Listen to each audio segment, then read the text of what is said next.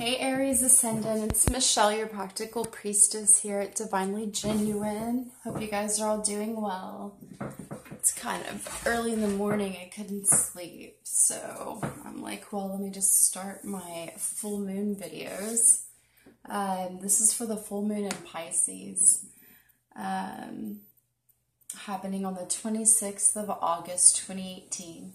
So this is for Aries Ascendant. So if you don't know your rising sign or ascendant sign, you'll want to Google your natal birth chart. It's going to be a wheel that comes up like this. It's divided by the 12 zodiacs. Your ascendant will be here, marked by an AC. It's also this first house, which is going downward. It'll have a 1 here.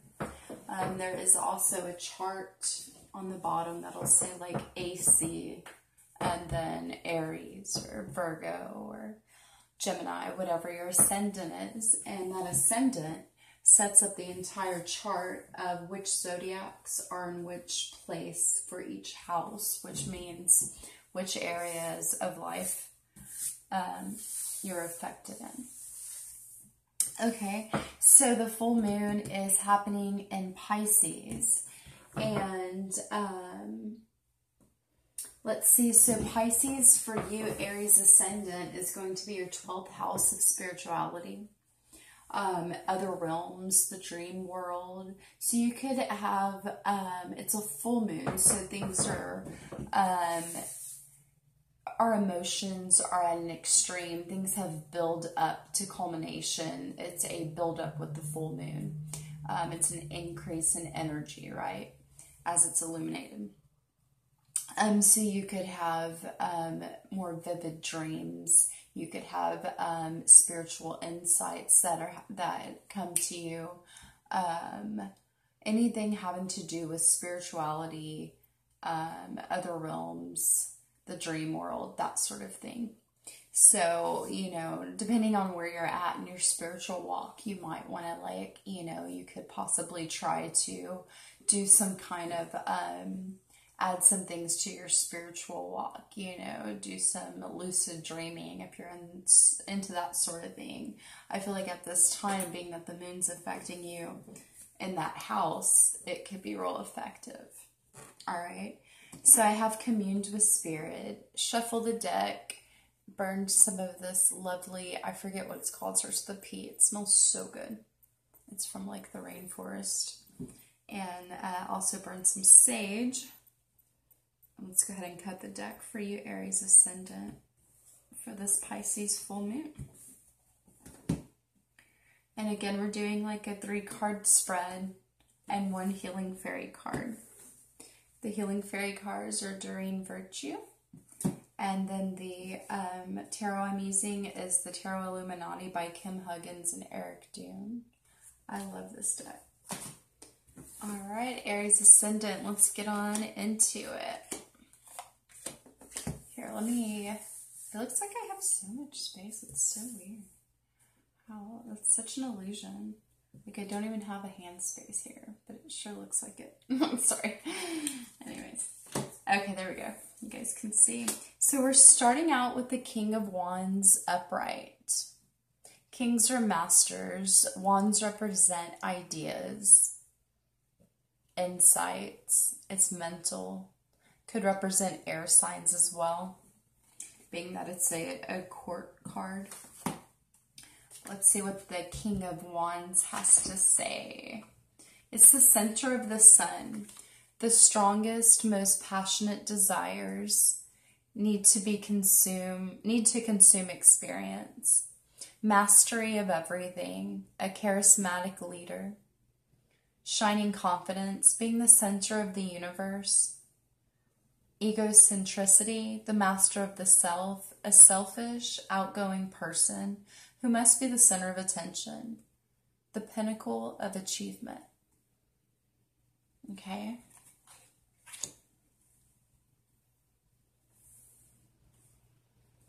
It's very Leo. That's hilarious. It's very Leo-like. Jesus, I told you guys I didn't sleep well and I woke up very early. I think because I want to say Leo, and then I want to also touch on that it's pulling a lot of ego stuff. But being center of attention, shining with confidence, okay? Pinnacle of achievement. That's great. That is really great, especially for you guys who are in, you know, on a spiritual walk, and this is affecting you in your spiritual house. So, you know, you're achieving things and mastering maybe your spiritual practice, shining with confidence, loving being the center of attention. And then we get to this card, the Three of Swords. Very opposite of the prior card. The Three of Swords represents some pain. Oops, there it went. It's the existential sorrowing. Sorrow, existential suffering, anguish at the suffering in the world. Okay, that would go together if you're on like a spiritual walk. It's so hard as a light worker to be awakened and have so much love to want to give and so much light to want to shed upon the world to see great changes. But then to have to take this very real look at what's wrong in the world and what should be changed. And it's painful. It is very painful. So there's a great duplicity in awakening and being on a spiritual walk in such a fear-based society that we live in. Realization of pain in life, grief and suffering, offering healing and redemption. Harsh truths, truths that hurt, the aching heart. We can't stay asleep to what's going on in the world. You know, that's not going to help anything. I'm so sorry, guys. Sandy! Oh, my dog, she'll start, like, going crazy over there. We can't stay asleep. We can't look at the terrible things going on in the world and act like they're not happening because we don't want to face them or because it's so painful and hurts so much to take a real truthful look at things. I mean, we can do that, but we've done that so long. What does that help? How can we be the master of such things? We got the King of Pentacles reversed.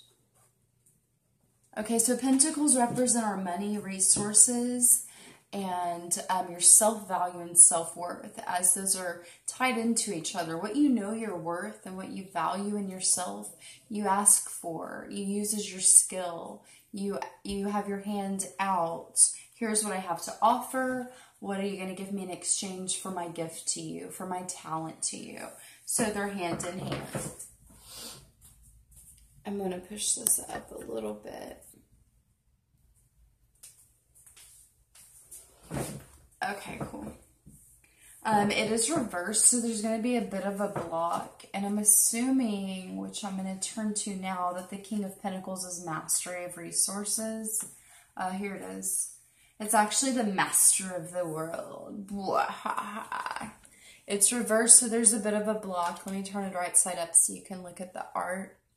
It's financial mastery, business ownership, gregariousness, enjoying the finest things in life, richness, wealth, riches as a means to an end, using possessions for the highest good, a community leader, a generous person, somebody with high status, a jolly and friendly person of nature. Okay, so you guys, Aries ascendants, are definitely great leaders. And you have it here. You have the kings. You have two kings. And then you have, take a look at the truth and the pain in the world. You guys are meant for great purpose. You really are. You're like the pioneering sign. You guys can get an idea that's never been created up off the ground and running. Because you don't second guess yourself. You don't doubt things, over doubt things to where you're prohibiting yourself from moving forward, as say your opposite sign, the Libra, would do. The Libra is so diplomatic that they just go back and forth and try to find an equal thing for everyone, but that can be debilitating as they can't move forward that way. You guys rush in, move it forward, and then work it out, which is all good because at least it gets started. You're great leaders. So this King of Pentacles reversed with financial mastery. There's no reason or need to like get in a state of fear. It's simply giving you a heads up. It's reversed. There's blocks. You know, possibly aren't rich yet, but you're on the road to it. It's all good. Just stay on this path of seeing the truth in the world. And then being proud as the King of Wands is, and for the changes that you're going to make. I'm trying to go back to this King of Wands.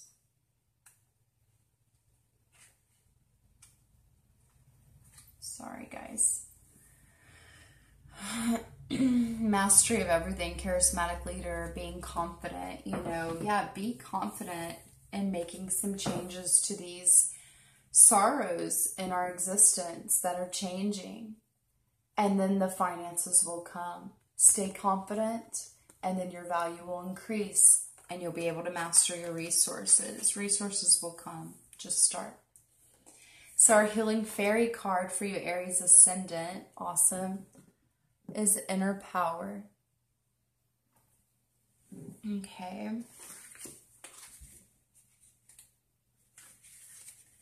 You are now allowing yourself to experience and express your true power.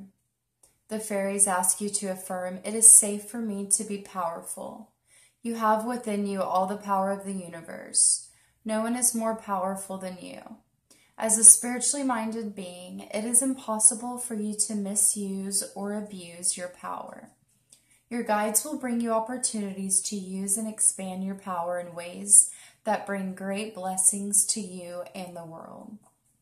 Heaven needs the light workers of the world, including you, to realize and utilize their power.